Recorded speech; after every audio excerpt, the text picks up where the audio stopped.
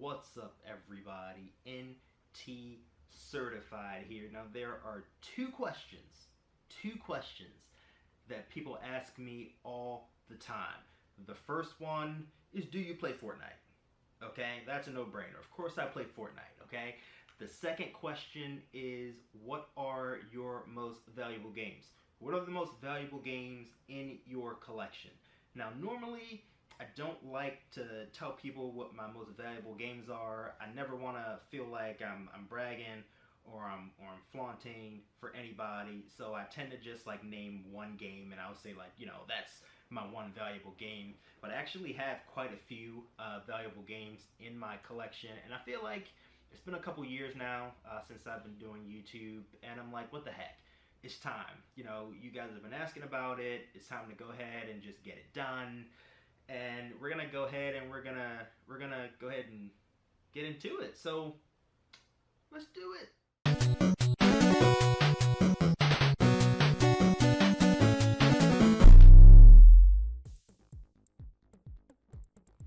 The first game is Marvel vs. Capcom 2 for the Sega Dreamcast. Sega Dreamcast, awesome system. Marvel vs. Capcom 2, awesome game. Now, I absolutely suck at fighting games. I am horrible at fighting games, but I could always win a few matches in Marvel vs. Capcom 2, which is why this game has a special place in my heart. Also, I mean, you get to put the best Street Fighter people or the best Capcom people versus the best Marvel characters, and you mash them up, and it's colorful, and it's fast-paced, and it's just a whole lot of fun, and it's just arcade goodness and a disc for the Sega Dreamcast, which has a lot of arcade classics, and we're gonna see a few more of those coming up real soon. Now, when I think about like rare games, not rare games, but when I think about valuable games, I think about games that have come out in the past, and over the years they've either retained their value or they've exceeded their value. Marvel vs. Capcom 2 has retained its value. It runs between 50 and 60 bucks on the resale market. So definitely a great game to have in your collection, and it's not overly expensive. This is Canon Spike for the Sega Dreamcast. Now, speaking of arcade perfect, this game is freaking arcade perfect. It's a direct port from the arcades. Now, this game is a shooter, but it's kind of an adventure game. It's a little bit of both, and it has some, I would call them, obscure characters in today's gaming world. The only two characters that I knew when this game released was Cammy from Street Fighter and Charlie from Street Fighter. I didn't know any of the other characters at that point. I know Arthur is in the game from Ghouls and Goblins, or Ghouls and Ghosts, but other than that, I didn't know anybody in the game.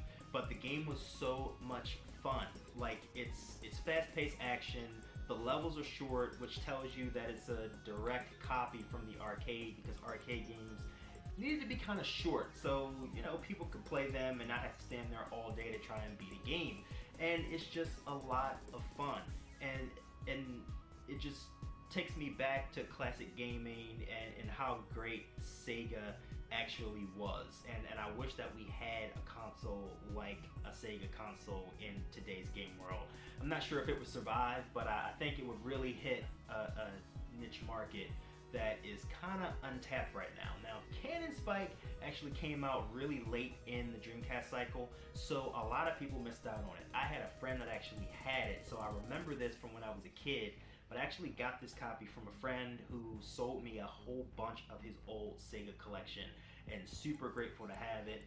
Canon Spike has exceeded its value over 2 times the original cost of the game. So this one is a really good one to have for the Sega Dreamcast.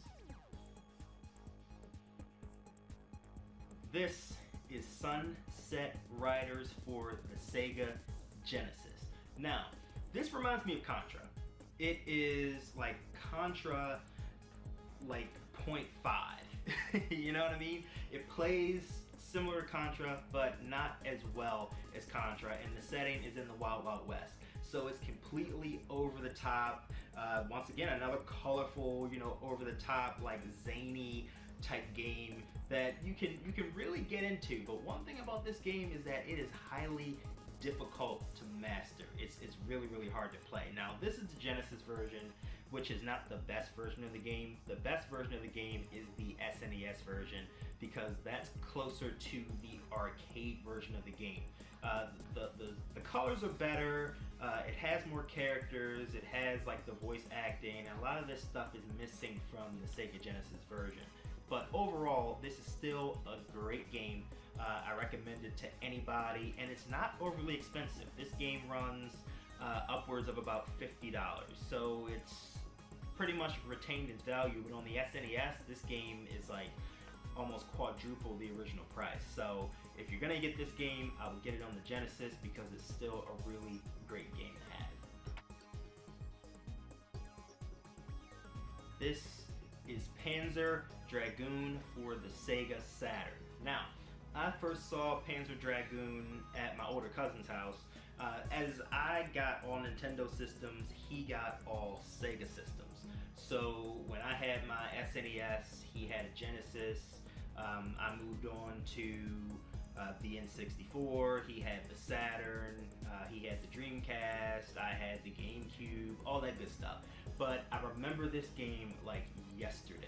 I mean, it was just amazing. Having a 360 degree angle to view was just epic at the time, and you could like see everything, and the settings were amazing, and it just felt good to like ride a dragon. Like it was just, I don't know, a feeling that you just can't replicate today, because everything has already been done in gaming. This was fresh, this was brand new, and this is another great Sega title, but this one is for the Saturn. And I guess I'm just realizing how great Sega was as I grow a little bit older, and just I branched out and started collecting more and more games from different systems, and this is a really good one. I love it, and the music is amazing. The soundtrack for Panzer Dragoon is absolutely amazing. Like, if you have never played this game, go back, play it, emulate it, do whatever you have to do, because you can still go back and play it today as if it came out yesterday. This is Panzer Dragoon Spy, or number 2, if you want to call it that, but it's pronounced Spy. Now, this game is not as good as the first title. I like the original better, and this is actually supposed to be the prequel to the original Panzer Dragoon, but it feels like the sequel. The music's not as good, and the settings are not as good. The story is not as good. It's just not as good as the original. The original was groundbreaking, but not taking anything away from this game, this is still a great game. So if you don't have number 1 and you want to play number 2, if you want to play Saga, oh, I wish I had Saga. I don't have Saga. I wish I did, but I have Panzer Dragoon 1 and Panzer Dragoon 2, so I can't complain, you know. And this game has gotten up in cost too. I'm sure it may have been more expensive at one point, but who cares? This is Knuckles Chaotix for the Sega 32X. And I'm just gonna say this now, I feel like this was a cheap attempt for Sega to just release a game that revolves around Sonic, or involves somebody within the Sonic world, to kind of just say, here's your Sonic game, this is what you have. Because I feel like they didn't plan on supporting the 32X from the jump, and putting this as one of your main titles on the system, I feel like it was just a cover-up, just something to keep people going. Because of course people were going to buy this game because it had Knuckles on it, and then when they played it, I'm sure they were highly disappointed, because you're connected to another character throughout the whole game. Of course, you have to use each other's momentum to get to certain places, but the game is just not that great. Not that great. Luckily, we had Sonic Adventure come in for the Dreamcast. Actually, wait. We didn't even have a Sonic game on the Saturn. So, between Knuckles, skip the Saturn, there was no Sonic game on the Saturn, and then we got to the Dreamcast and had Sonic Adventure. So we had a couple years where this was the newest game on the block for the Sonic world before we got Sonic Adventure, I think. Not 100% sure. Let me know in the comments below. Huh, that's interesting. This is Astal for for the Sega Saturn. Now, this reminds me of Saturday morning cartoons. If you've ever played this game and you've watched the actual cutscenes for Astal and just watched like the story and how that story progressed, it looks like Saturday morning cartoons, which is another reason why I love this game so much. The second reason that I love this game so much is that because it's beautiful. It is a beautiful game for the Sega Saturn, and I wish all Sega Saturn games looked this good. I mean, it really is amazing. It's hand-drawn, and it really stands out on the system. And I don't see a lot of these. I actually have never come across one of these in person. I've seen it online, and actually got this from my friend that sold me all the games that I mentioned earlier, and I got a chance to play it for the first time, and it really is as good as everybody says that it is.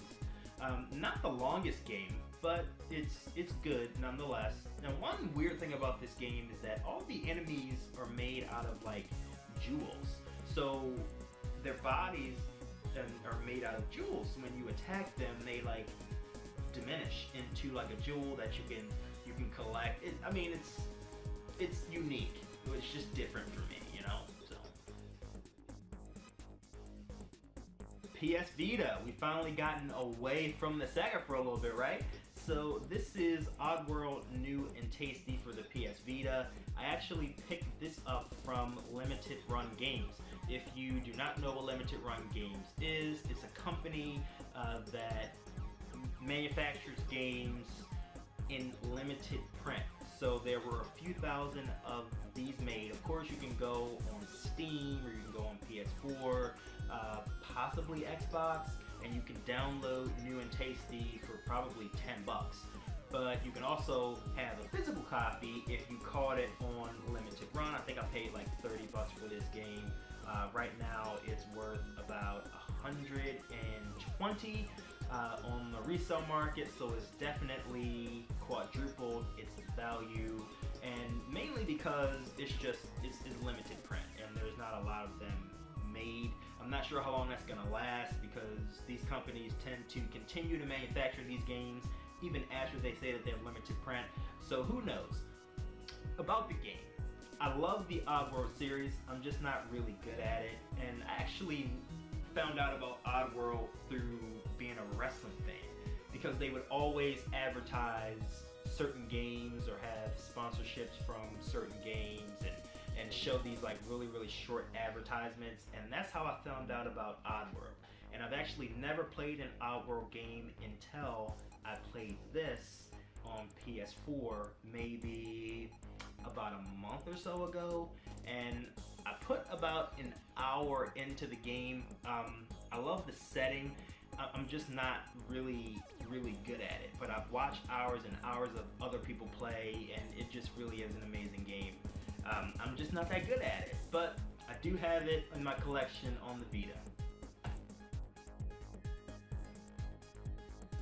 Shantae and the Pirate's Curse. This is a classic, okay? Shantae is a classic. I remember Shantae from the Game Boy. I remember seeing it on the shelf in, was it a GameStop? Was GameStop around back then? Or was it Funko Land or one of those game stores? I saw it on the shelf and I passed right by it. I wound up grabbing some like Scooby-Doo game or something like that. And now that Shantae game is crazy expensive. Crazy expensive on the resale market. I would have never grabbed a game like this as a kid. No way. But this is also a game for limited run. So it has limited print, and the price shows that it's a rarity, and a lot of people are after this particular game. So this is the Pirate's Curse. So Shantae is a half genie. There's another game called the Half Hero Genie or Half Genie Hero. This one is about Shantae and her not having her genie abilities. So she has to pretty much fight as a human and use these different power-ups that she's given by her friends. So this is an amazing platformer. It really is. If you like platformers, you've never played a Shantae game, just take a look at the artwork and the gameplay. It's so smooth, it looks great, and the story is just a lot of fun. So I recommend this game to anybody. And this one's gotten a bit up in price too. It runs around about the $100 range right now. So this is definitely a keeper, one that I really enjoy having in my collection. It's a really great game. And finally, we have Metallic Uniframe Super Hybrid Armor. This is Musha for the Sega Genesis. Now, this is, I don't know if I would call this rare. I mean, I think I would call it rare, but it's also valuable. So I would call this rare and valuable. There's always a few on eBay that are selling at a time, but I've never run into this game in a store. I believe this was a really limited print game, which is why the price has gotten so humongous in the past years. But this is a shmup. So this is a shoot 'em up, and Genesis had a boatload of shoot 'em ups, let me tell you. But this is one of the best, in my opinion. It's not easy to beat. The levels are pretty darn long, and the bosses actually feel like bosses. But the thing about this game, the thing that I like about this game in particular is the scrolling, the field of like depth. Like, even though it's a top-down shooter, like the way that the levels scroll, you actually feel like you're in this like immersive environment. Like, even though you're playing, you know, a 2D game on a 2D console, you feel like you're immersed, and you could possibly, you know, change levels and go into a 3D world. It was just really cool. And that's what I like about Musha as a shooter. And shooters were just classic. They really made me feel like I was playing arcade games, something that I would love to go back to, you know, at this day and age, is back to arcades where I can like put a quarter in a machine and just play games the way that some people intended to play them. I would love to have like an arcade like down the street. I would go there every Friday night and just waste dollars upon dollars just playing games. Like, that's what I love. Now, this one, as I mentioned, is pretty darn valuable. I mean, a loose copy goes for about $200. A complete set goes for upwards of like $400. Now, this one technically isn't considered complete because the actual back of the cover is actually missing. It looks like it's been snipped. So when I purchased it from my friend, I never asked him why it was like snipped, but the manual and the actual cartridge and everything is still in there, the inserts and everything. So I consider it half complete. So halfway, half complete for Musha, but the game is still amazing. So what can I say? So anyways, guys, those are 10 rare / valuable games that I have in my collection, and this is only part 1. My next video, I'm gonna go into part 2 of my rare and valuable games, and I have quite a few things up my sleeve for the next title, so stay tuned for that. Always, I appreciate you. This is NTCertified. Like, comment, and most importantly, subscribe to the channel for more videos like this. We have more content coming, and I do appreciate you guys. I will see you guys